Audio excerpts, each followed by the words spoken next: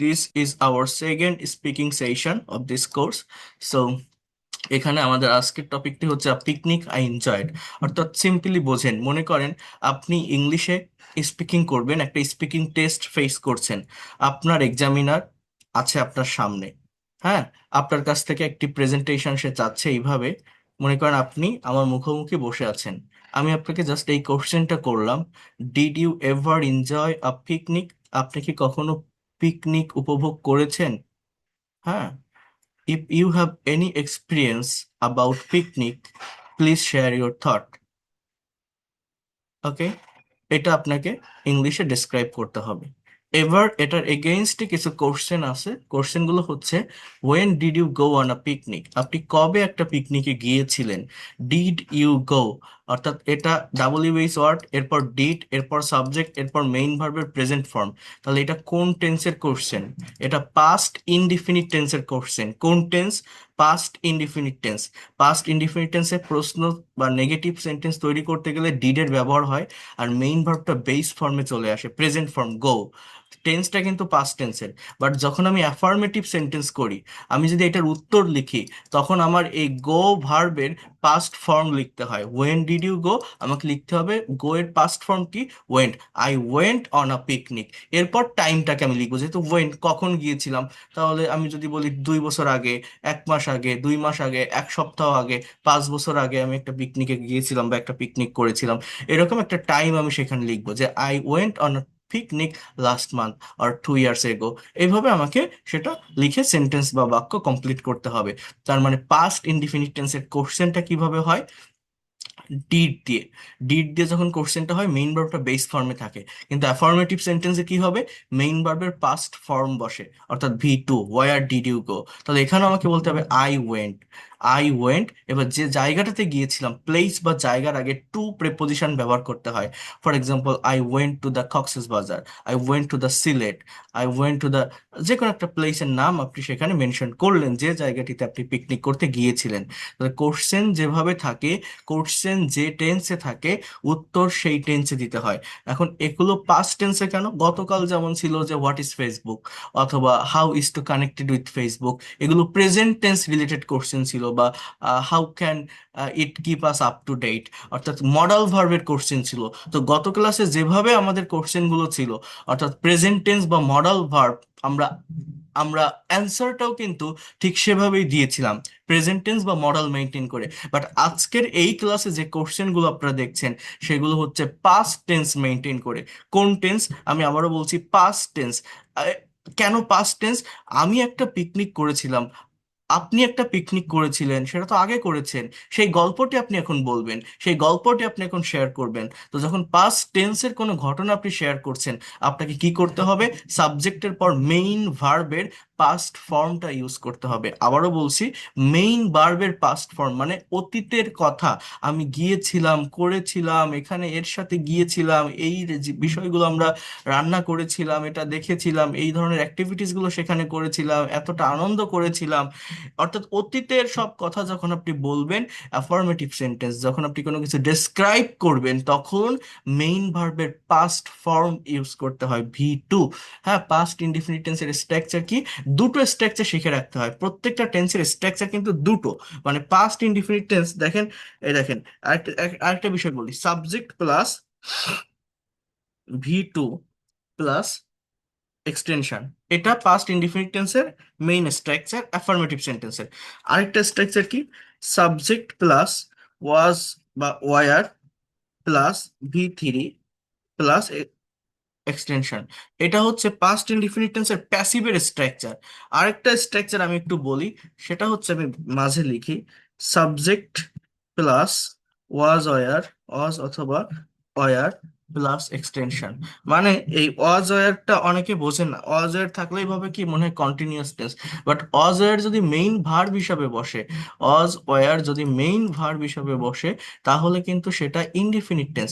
আবার ওয়াজ আর plus V3, মানে এই যে তিনটা স্ট্রাকচার আমি লিখলাম, তিনটাই কিন্তু পাস্ট ইনডিফিনিট টেন্স, অন্য কিছু না। এই জায়গাগুলো আমরা অনেকে কনফিউশন ফেস করি।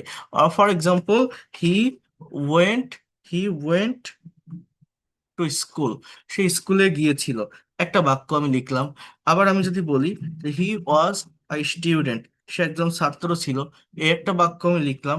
মানে এই যে হি ওয়েন্ট টু স্কুল এটাও পাস্ট টেন্স, হি ওয়াজ আ স্টুডেন্ট এটাও পাস্ট টেন্স। এটা ওয়াজটা কি, বি ভার্বের পাস্ট ফর্ম। কোন ভার্ব বললাম বলেন তো? Be verb. ওয়েনটা কি, গো ভার্বের পাস্ট ফর্ম। ওয়েনটা কি, গো ভার্বের পাস্ট ফর্ম। হ্যাঁ।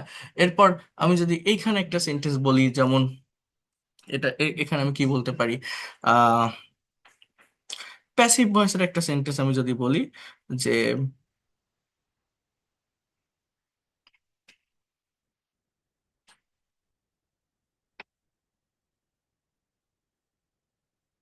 the picnic was arranged, arranged, arranged here. এইখানে the picnic was arranged here, এখানে পিকনিকের আয়োজন করা হয়েছিল। সাবজেক্ট হচ্ছে পিকনিক, কারা করেছিল এটা বলা নেই, সাবজেক্টটা হচ্ছে নিষ্ক্রিয়, ইনঅ্যাক্টিভ, এই জন্য ওয়াজ প্লাস ভি3। অর্থাৎ এই যে তিনটা বাক্য আমি লিখলাম, হি went to school, he was a student, the picnic was arranged, তিনটাই হচ্ছে পাস্ট ইনডিফিনিট টেন্সের স্ট্রাকচার, অন্য কোনো টেন্স না, তিনটাই পাস্ট ইনডিফিনিট। উপরের দুটো কিন্তু অ্যাক্টিভের স্ট্রাকচার, নিচেরটা হচ্ছে প্যাসিভের স্ট্রাকচার। মানে পাস্ট ইনডিফিনিট টেন্সের মেইনলি স্ট্রাকচার হচ্ছে দুইটা। আমার কিন্তু অ্যাক্টিভ এবং প্যাসিভ দুটো বিষয় সম্পর্কে জানতে হয়। যেমন ওই যে গত ক্লাসে ছিল how is to connected with Facebook. হ্যাঁ। সো এই যে ইজ টু কানেক্টেড, কিভাবে কানেক্টেড থাকা যায়, এটাও কিন্তু একটা প্যাসিভের স্ট্রাকচার। তো আমার ফাংশনটা বুঝতে হবে, ফাংশন না বুঝলে, কোশ্চেন না বুঝলে কখনোই অ্যান্সার প্রপার ওয়েতে করা যায় না। এই যে জায়গাটা আমি বললাম, আপনারা কি আমার কথা বুঝতে পারছেন যে পাস্ট ইনডিফিনিট টেন্সের স্ট্রাকচার দুইটা, বা এখানে যে তিনটা লিখলাম এই তিনটাই কিন্তু পাস্ট ইনডিফিনিট টেন্স, কোনো কন্টিনিউয়াস বা আদার্স কোনো টেন্স না। বুঝতে পারছেন আমি কি বলছি এই জায়গাটা? হ্যাঁ, কেউ কি বোঝেন? Yes, sir. বোঝেন কেউ? মানে এটা কেন আমি এখানে লিখলাম দেখেন, এই যে সাবজেক্ট প্লাস ভি2, বা সাবজেক্ট প্লাস অজয়ের, সাবজেক্ট প্লাস অজয়ের প্লাস ভি3, কেন এই তিনটা এখানে লিখলাম জানেন?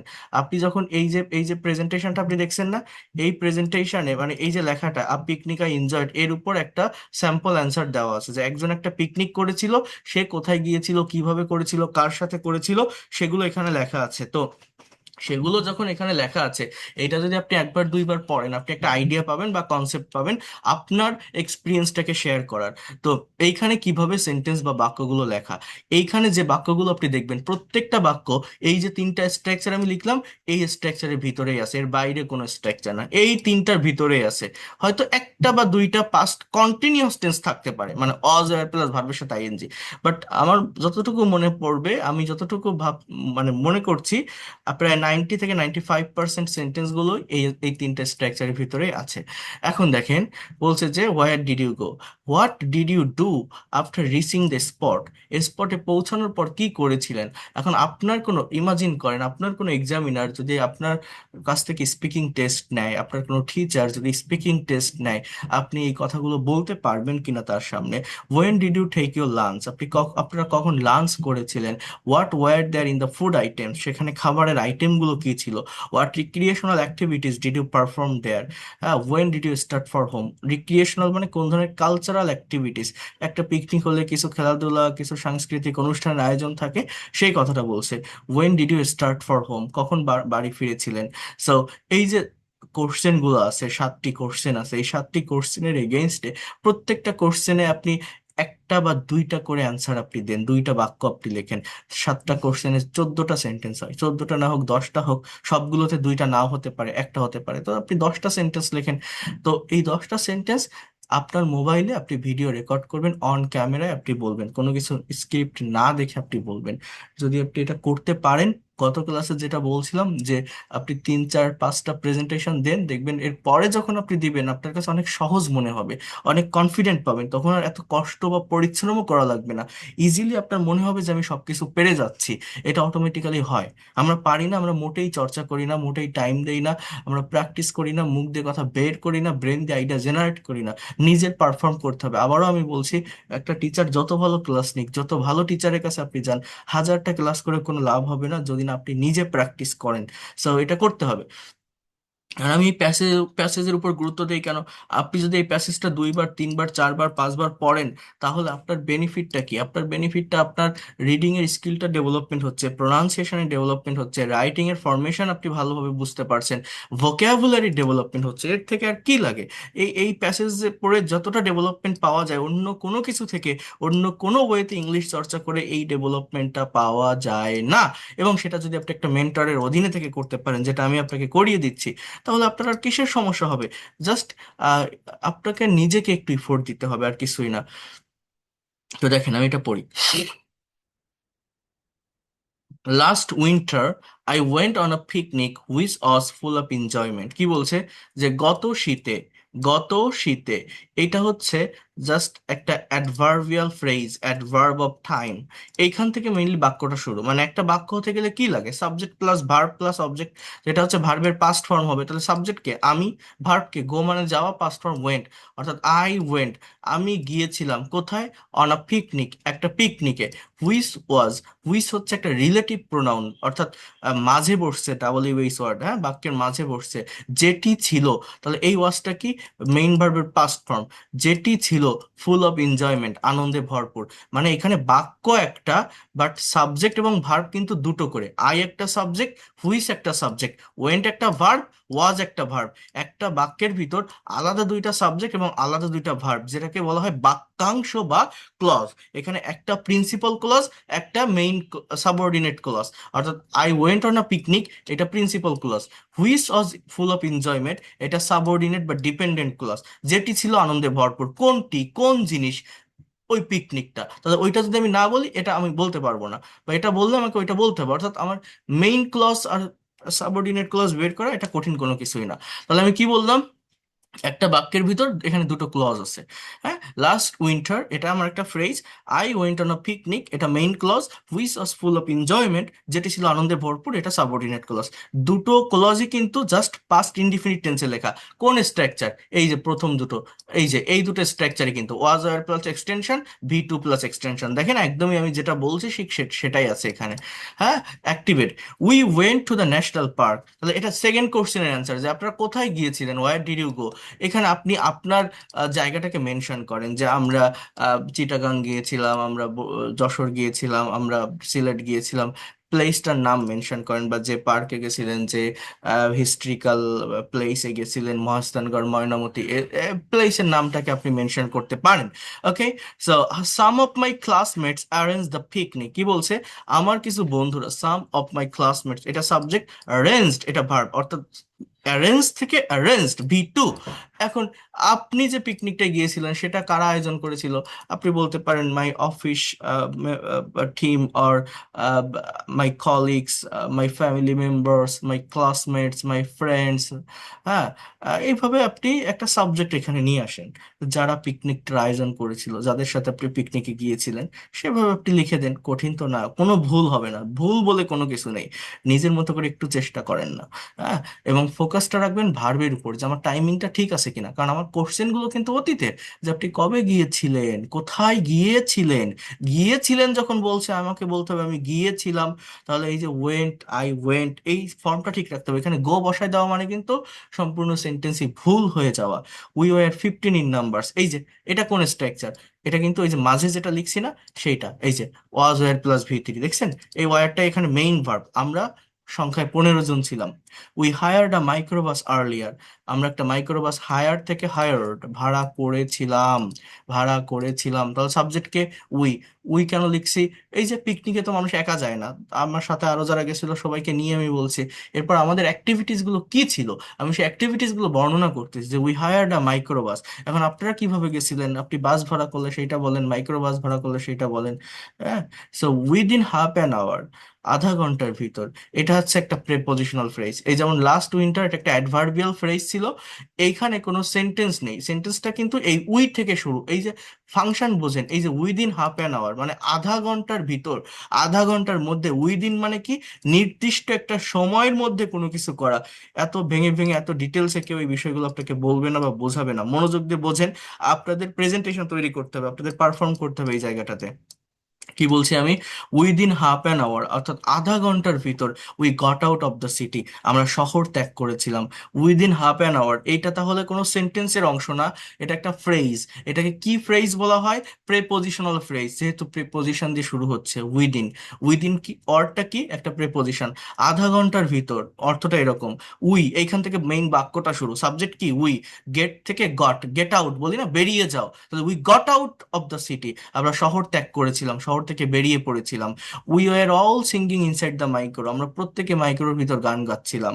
At last at about 10 AM, তাহলে এটা হচ্ছে পাস্ট কন্টিনিউয়াস টেন্স, এখানে উই অল ওয়ার সিঙ্গিং হবে, মানে এই অলটা ওখানে দিলেও হয়, সমস্যা না, বাট এখানে দেই। উই অল ওয়ার সিঙ্গিং, এটা পাস্ট কন্টিনিউয়াস, গান গাইতেছিলাম বা গাচ্ছিলাম, একটা পাস্ট কন্টিনিউয়াস টেন্স আছে। ওই যে বললাম না যে এই তিনটে স্ট্রাকচারের ভিতরেই হবে, একটা বা দুইটা হয়তো থাকতে পারে পাস্ট কন্টিনিউয়াস।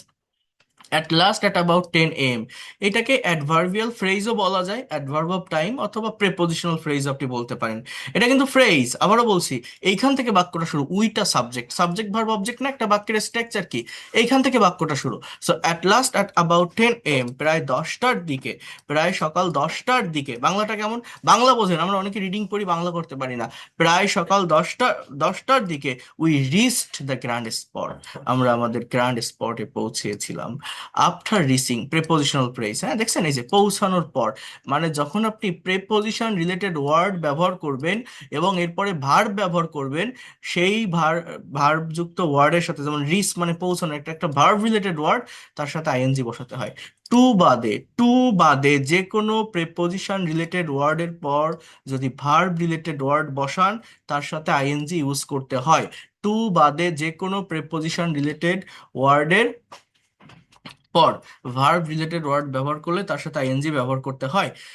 আফটার রিচিং, পৌঁছানোর পর, উই ফিনিশড আওয়ার ব্রেকফাস্ট, আমরা আমাদের ব্রেকফাস্ট সম্পন্ন করেছিলাম। উই ফিনিশ থেকে ফিনিশড, ফিনিশড আমরা সম্পন্ন করেছিলাম, we finished our breakfast, past tense কিন্তু।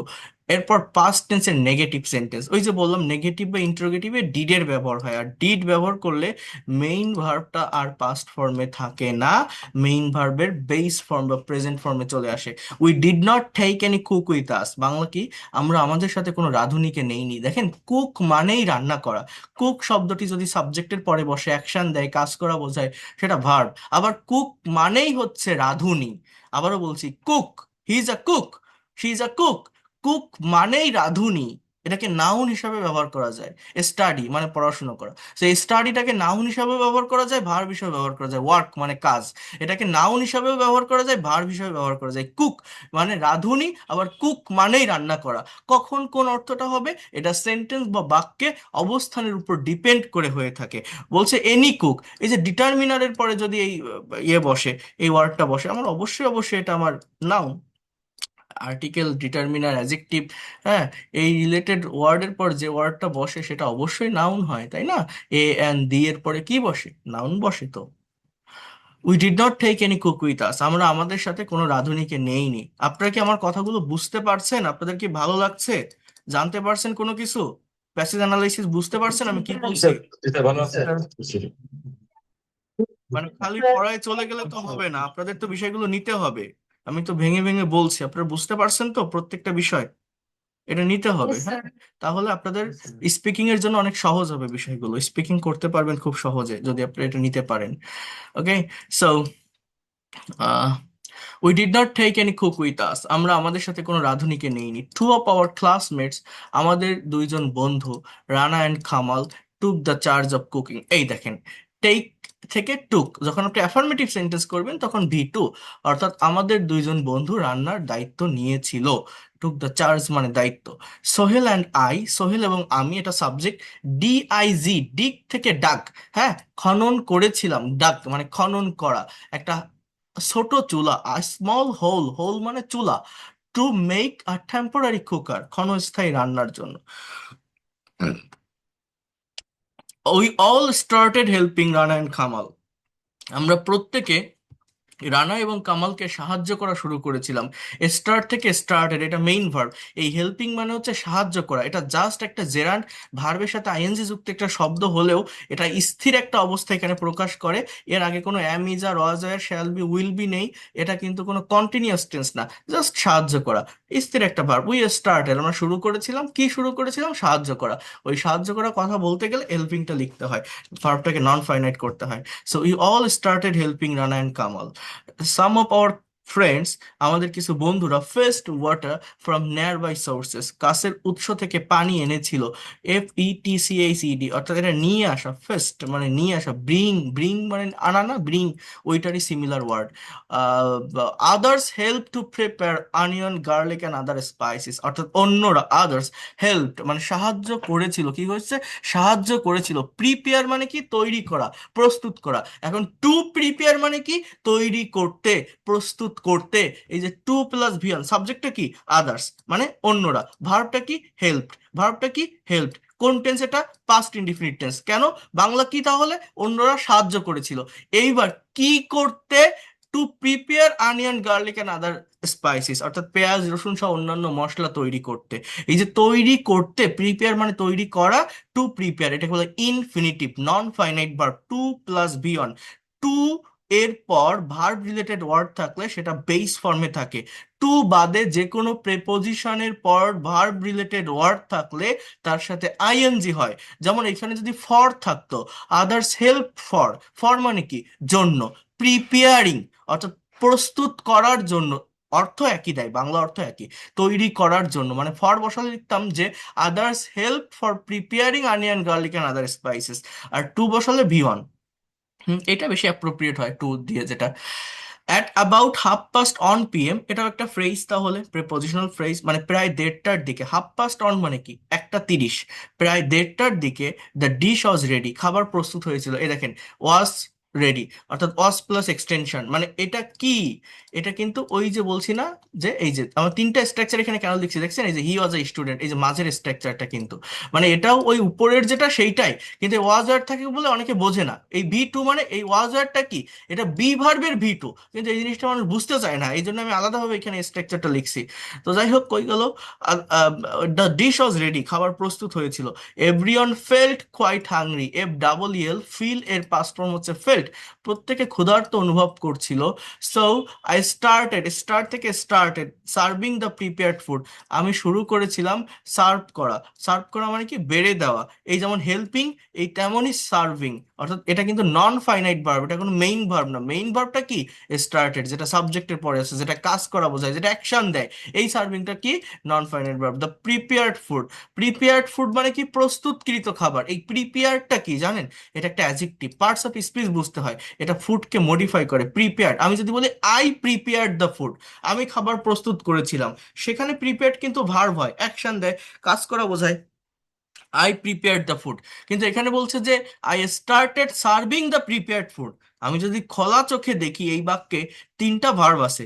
স্টার্ট একটা ভার্ব, সার্ভ একটা ভার্ব, প্রিপেয়ার একটা ভার্ব। কিন্তু মেইন ভার্ব কোনটা? স্টার্টেড, যেটা সাবজেক্টের পরে আছে। সার্ভিংটা কি? একটা জেরান্ড বলছি, মানে নাউন। হ্যাঁ, স্থির একটা অবস্থা দিচ্ছে যে আমি শুরু করেছিলাম, বেড়ে দেওয়া, সার্ভ করা। কি? প্রস্তুতকৃত খাবার, প্রিপেয়ার্ড ফুড। তাহলে ফুডকে মডিফাই করেছে প্রিপেয়ার্ড শব্দটি, ওটা আমার একটা adjective. There were pulao, roast, beef, salad etcetera. কোনো একটা জায়গায় কোনো কিছুর অবস্থান বা অস্তিত্ব বোঝানোর জন্য দেয়ার এর ব্যবহার হয়। সো দেয়ার ওয়ার মানে সেখানে ছিল, কোথায়? ওই পিকনিকে ছিল, ওই জায়গাটাতে ছিল। কোনো একটা জায়গায় কোনো কিছু ছিল, ওই জায়গাটাতে, ওই পিকনিকে ছিল কি? পোলাও, রোস্ট, বিফ, স্যালাড এবং অন্যান্য খাবার। We finished our feast and retired to rest for about ½ hour, আমরা আমাদের খাওয়া শেষ করেছিলাম এবং আধা ঘন্টার জন্য রেস্ট নিয়েছিলাম। ফিনিশ থেকে finished. One of our friends recited a great poem of Jibanananda Das, আমাদের ভিতরে একজন বন্ধু জীবনানন্দ দাশের একটা বিখ্যাত কবিতা আবৃত্তি করেছিল। রিসাইট থেকে রিসাইটেড, আবার বলছি রিসাইট থেকে recited. Ripon, presented a joke on a voracious eater. Ripon একটা জোক, একটা কৌতুক উপস্থাপন করেছিল। ভ্রাসিয়াস মানে কি জানেন? একটা অ্যাডজেক্টিভ এটা। খাদ্যরসিক ব্যক্তির মতো, মানে পেটুক ব্যক্তি যাকে বলা হয়, খাদ্যরসিক বা পেটুক ব্যক্তি। মানে এইখানে বলছে, এই যে কোশ্চেনটা আছে না, যে what recreational activities did you perform there, খাওয়া দাওয়ার পর কিছু কালচারাল অ্যাক্টিভিটিস থাকে না, তো সেই বিষয়গুলো এখানে ডিসক্রাইব করছে। আপনারা কি করেছিলেন? আপনি কিন্তু যখন আপনি এটা অ্যান্সার দিবেন, আপনি প্যাসেজ 2-3 বার পড়েন, ইনফরমেশন নেন, বাট অ্যান্সার যখন দিবেন আপনারা কোশ্চেন ধরে ধরে অ্যান্সারটা দেওয়ার চেষ্টা করবেন। যে কোশ্চেন গুলো আছে, কোশ্চেন ধরে ধরে। Suman, who is a good singer. Suman যে একজন ভালো গায়ক, যে একজন ভালো গায়ক। Who is a good singer, presented two songs of Nazrul, নজরুলের 2টা গান প্রেজেন্ট করেছিল, অর্থাৎ উপস্থাপন করেছিল। We started for home at 5 p.m. After taking our tea. আমরা চা খাওয়ার পর 5টার দিকে বাসায় ফিরেছিলাম। উই স্টার্টেড আওয়ার হোম, আমরা বাসায় ফিরেছিলাম। We enjoyed the picnic most and it is really a memorable day for me. আমরা পিকনিকটা অনেক উপভোগ করেছিলাম এবং এটা সত্যি একটা স্মরণীয় দিন ছিল। এটা ইট ওয়াজ হবে, it was really memorable day for me, এটা ছিল আমার জন্য একটা স্মরণীয় দিন। তো এনজয়েড, এনজয় থেকে এনজয়। তাহলে আশা করি আপনারা বিষয়গুলো বুঝতে পারছেন যে কিভাবে আপনারা এখানে প্রেজেন্টেশনটা দিবেন, কিভাবে আপনারা স্পিকিং করবেন। এখানে একজনের একটা স্যাম্পল অ্যান্সার আপনারা দেখলেন। এবার এই কোশ্চেন ধরে ধরে আপনাদেরকে কি করতে হবে? নিজেদের মতো করে প্রেজেন্টেশন দিতে হবে। আমি আবারও বলছি, যখন আপনি সার্টেন টপিকের উপর স্পিকিং করবেন বা প্রেজেন্টেশন দিবেন, এই যে আমি এখন ক্লাস নিচ্ছি, আপনারা আজকে রাতের ভিতরেই, যেহেতু আমি রেগুলার ক্লাস নিব এখানে, রাতের ভিতরেই আপনার নিজের ইনফরমেশন গুলো নিজের মতো করে এই 7টা কোশ্চেনের এগেনস্ট একটা অ্যান্সার একটা খাতায় আপনি লিখে ফেলেন, লিখে প্র্যাকটিস করেন, করে আপনি একটা ভিডিও প্রেজেন্টেশন তৈরি করেন। ইট will be better for your development. আপনাকে অন ক্যামেরায় এটা করতে হবে, আমি বারবার বলছি, আপনারা নিজেরা করেন। এটা আপনাদের জন্য অনেক অনেক অনেক হেল্পফুল হবে। যদি আপনারা করতে পারেন, আমি আপনাদের এই লাইভ ক্লাসে, আমি যেটা বললাম জুমের মাধ্যমে ক্লাস নিয়ে, লাইভে আপনাদেরকে দিয়ে আমি দেখবেন কনভারসেশন করাবো, আমি সবারটা আমি দেখতেছি, আমি করাবো, আপনারা দেখবেন কতটা দ্রুত এখান থেকে ডেভেলপমেন্ট আপনারা পান। তাহলে আপনি সহজে কিভাবে এই কোশ্চেন গুলোর অ্যান্সার দিবেন, কিভাবে প্রেজেন্টেশনটা তৈরি করবেন। একটা করে সেন্টেন্স আমি যদি বলি, when did you go on a picnic, তাহলে আপনার অ্যান্সারটা কি হবে? আই, একটা সাবজেক্ট, এরপর ভার্ব কি হবে? ওয়েন্ট, গো এর পাস্ট ফর্ম কি? ওয়েন্ট, এরপর কি হবে? অন আ পিকনিক, আমি একটা পিকনিকে, অন আ পিকনিক। কোশ্চেন ধরে অ্যান্সার দেন, ওই উত্তরে যা আছে আছে, ওটা দেখার দরকার নেই, ওটা আপনি 2-3 বার পড়ে একটা ইনফরমেশন ব্রেনে রাখেন। I went on a picnic.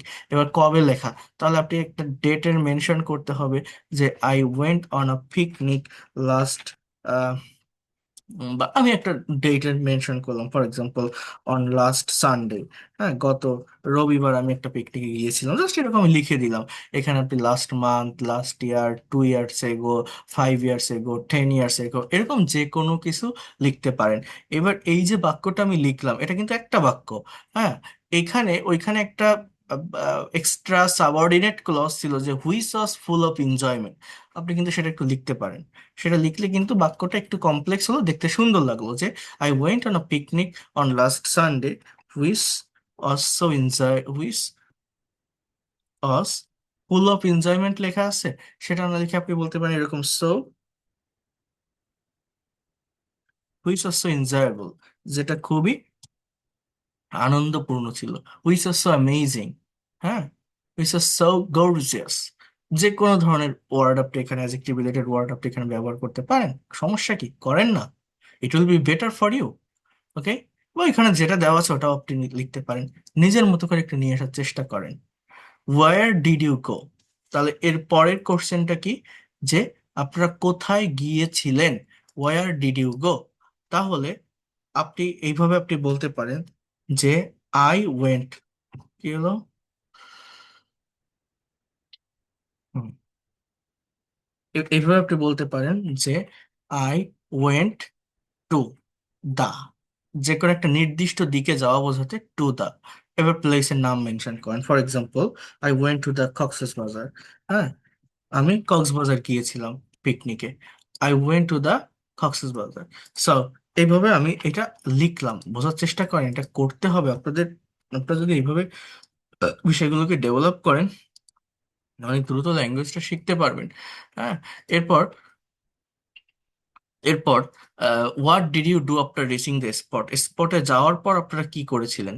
এখন ওই যাওয়ার যে জার্নিটা, সেই জার্নিটা একটু এখানে আপনাকে লিখতে হবে। এই যে I went to the Cox's Bazar, I went to the Sylhet, আপনি যে কোনো প্লেসের নাম আপনি মেনশন করতে পারেন। হ্যাঁ, তো লেখার পর আমি বলছি যে আপনি কি করবেন, ওই যাওয়ার জার্নিটা একটু বলবেন, কারণ এর পরের কোশ্চেন লেখা যে what did you do after reaching the spot, মানে স্পটে যাওয়ার পর কি করেছিলেন। তো যাওয়ার আগের ঘটনাগুলো আমরা যদি একটু ডিসক্রাইব করতে পারি, যে ইন দ্যাট ডে, মানে ওই দিন, যে দিনটা নিয়ে আমি কথা বলছি, পিকনিকের দিন যেটা নিয়ে আমি বর্ণনা করছি, ইন দ্যাট ডে। হ্যাঁ, আপনি বলতে পারেন যে আপনি পিকনিকে তো মানুষ একা যায় না, তাহলে আপনি কার সাথে গেছিলেন, আই অ্যালং উইথ, বা অ্যাজ ওয়েল অ্যাজ, বা টুগেদার উইথ। এরপরে আমি লিখে দিই আই অ্যালং উইথ, অথবা আই টুগেদার উইথ, অথবা আই অ্যাজ ওয়েল অ্যাজ। দুইটা আলাদা সাবজেক্টকে এই ধরনের ওয়ার্ডগুলো দিয়ে কানেক্ট করলে সেন্টেন্সটা অনেক স্ট্যান্ডার্ড হয়। আই অ্যালং উইথ, হ্যাঁ, মাই কলিগস, অথবা I along with my family members, I along with my husband, I along with my wife, I along with my classmates, I along with my teachers, I along with my school staff, college staff. এইভাবে কিন্তু আপনি সাবজেক্টটাকে নিয়ে আসতে পারেন। হ্যাঁ, এরপর কি, এরপর কি, গট রেডি, আমরা রেডি হয়েছিলাম, to go to the Sylhet. বুঝতে পারছেন, ভার্ব আনতে হবে, গট রেডি, আমরা রেডি হয়েছিলাম কোথায়, to go to the Sylhet, সিলেটে যাওয়ার জন্য। হ্যাঁ, এরকম আমি লিখলাম, we got into, we got into the train station, goat না বলে আমরা উই রিস্ট, আমরা এরকম বলতে পারি, উই রিস্ট দ্য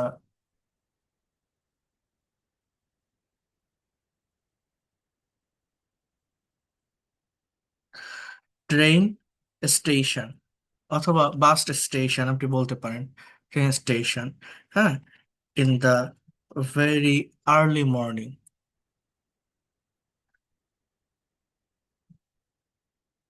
এইভাবে কি আপনি কথাগুলো বলতে পারেন না, নিতে পারেন না? অবশ্যই পারেন। We reached in this train station in the very early morning. এরপর আপনি আরো কি বলতে পারেন, যে then we got into the train, আর we got into the bus. এরপর একটা টাইমের মেনশন করে এটা বললেন যে we reached our destination, we reached, we reached our, বা we reach to the Sylhet, এটা বলতে পারেন। এবার একটা টাইম মেনশন করলেন, ফর এক্সাম্পল অ্যাট 1 p.m, একটার দিকে, দুপুরের দিকে আমরা আমাদের জায়গাটাতে পৌঁছালাম।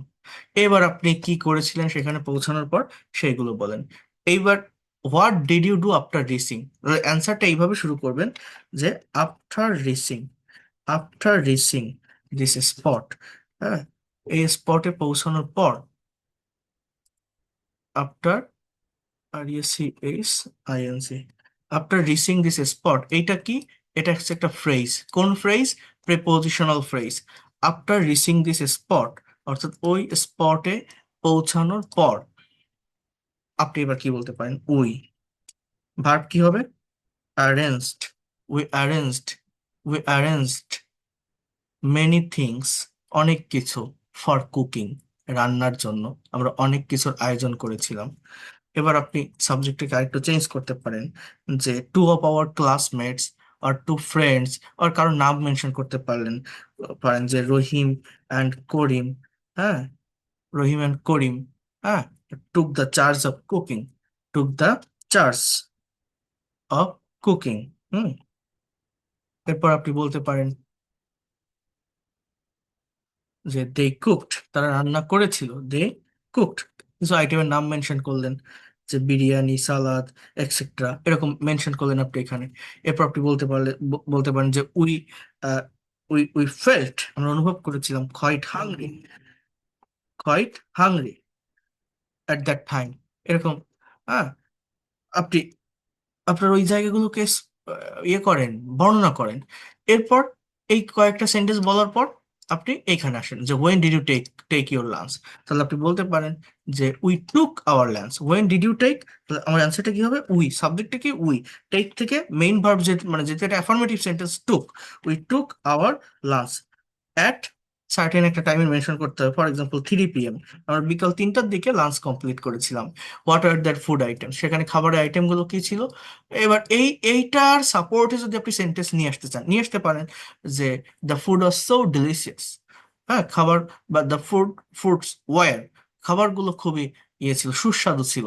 আপনি এরকম বলতে পারেন the foods were so delicious বলতে পারেন। কিন্তু আরো যে একটা সাপোর্টিভ সেন্টেন্স নিতে পারেন যে I I I ate all the item from there. এবার বলছে what are there food item, মানে এইটার সাপোর্টে কিন্তু আপনি আরো একটা বা দুইটা সেন্টেন্স নিতে পারেন। কি বললাম? যে we took our lunch at 3 p.m.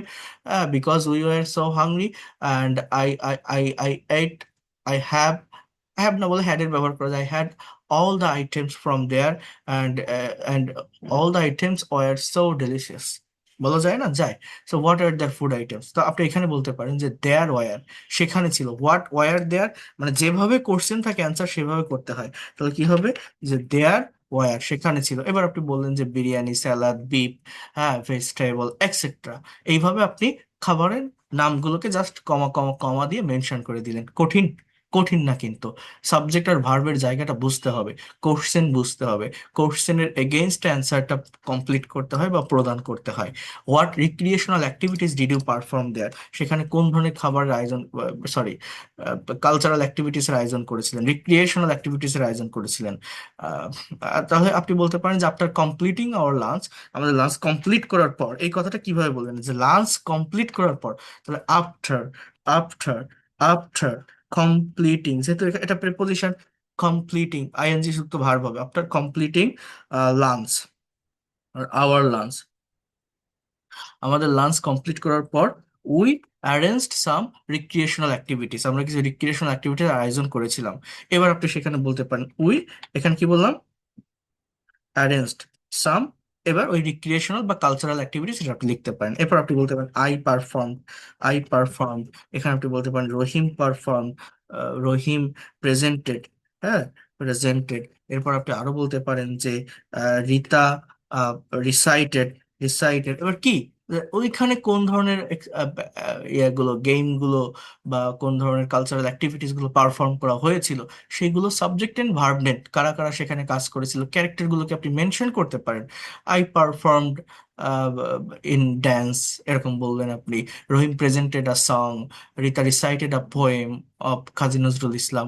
So এরপর আপনি এটাকে একটা শেষ করলেন যে it was a very interesting day for me and it was so amazing day. এভাবে আপনি বলেন না, নিয়ে আসেন নতুন শব্দ। When did you start for home, তাহলে we started for home. When did you start, আমার অ্যান্সারটা কি হবে? যে উই, আমার অ্যান্সারটা কি হবে? উই স্টার্টেড, স্টার্টেড যেহেতু কোশ্চেন, পাস্ট টেন্স, অ্যান্সারটা অ্যাফার্মেটিভ হবে, উই স্টার্টেড। এরপর কি? For home. এবার হোয়েন বলছে যখন, একটা টাইমের, সার্টেন টাইমের আগে অ্যাট প্রেপোজিশন বসাবেন। ফর এক্সাম্পল অ্যাট 7 p.m., আমি 7টার দিকে আমরা বাসায় ফিরেছিলাম। এরপর আপনি বলে দিলেন যে it was so memorable day for me, it was so memorable day for me. তাহলে দেখেন আমি কিন্তু অনেক সুন্দরভাবে বিষয়টি বুঝিয়ে দিলাম, প্রত্যেকটা কোশ্চেনের আনসার দিলাম, টেন্সের ফাংশন নিয়ে কথা বললাম, প্যাসেজটা পড়লাম। এরপর যদি আপনারা নিজেরা এটার উপর পারফর্ম না করেন, নিজেদের মতো করে নিজেদের এক্সপিরিয়েন্স, আপনারা এখানে এমন কেউ নেই যারা জীবনে কোনোদিন পিকনিক করেননি। তো যদি নিজেরা একটু করতে পারেন, করার চেষ্টা করেন, একবার খাতায় লেখেন, লেখার পর নিজের মতো করে আপনারা একটা প্রেজেন্টেশন দেন, তৈরি করেন, মোবাইলে আপনারা রেকর্ড করেন।